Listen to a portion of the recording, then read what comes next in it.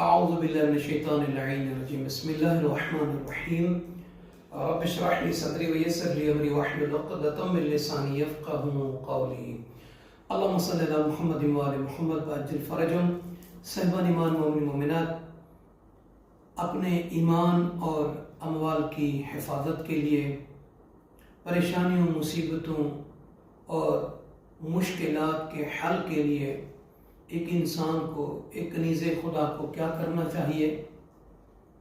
مولا کائنات علی بن ابی طالب علیہ السلام کا ایک فرمان مبارک نہج البلاغہ سے پڑھنے کی سعادت حاصل کی۔ دل نے چاہا کہ آج آپ تمام مومن مومنات کی مبارک سماعتوں تک پہنچانے کی سعادت حاصل کریں۔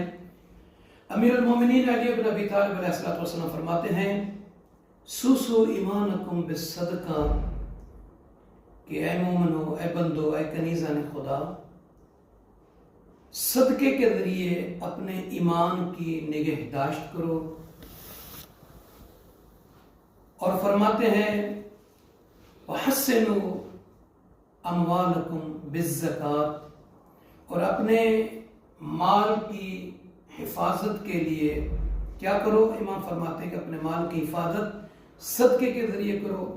اور آخری مولا امیر المومنین علیہ السلام فرماتے ہیں وَادْفَعُوا أَمْوَاجَ الْبَلَاءِ بِالدُّعَاءِ، امام فرما رہے ہیں کہ دعا کے ذریعے مصیبتوں اور بلاؤں سے جو ہے اگر بچنا چاہتے ہیں تو وہ دعا کے ذریعے اپنی ان مصیبتوں اور امواج بلا کو جو ہے وہ دور کرو۔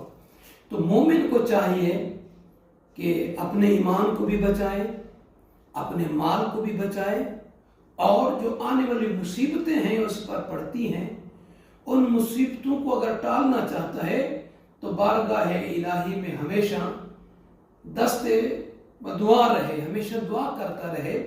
دعا ایک ایسا امر ہے، اللہ کے ذات نے اپنے بندے کو خود فرمایا کہ ادعونی استجب لکم، میرا بندہ، میری کنیز، مجھ سے مانگو، مجھ سے دعا کرو، میں تمہاری دعاؤں کو قبول کروں گا۔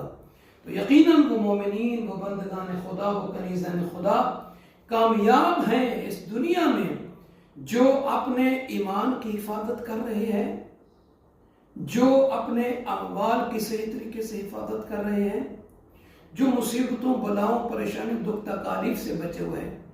اس کے علاوہ زندگی میں کوئی اور تو پریشانی ہے ہی نہیں۔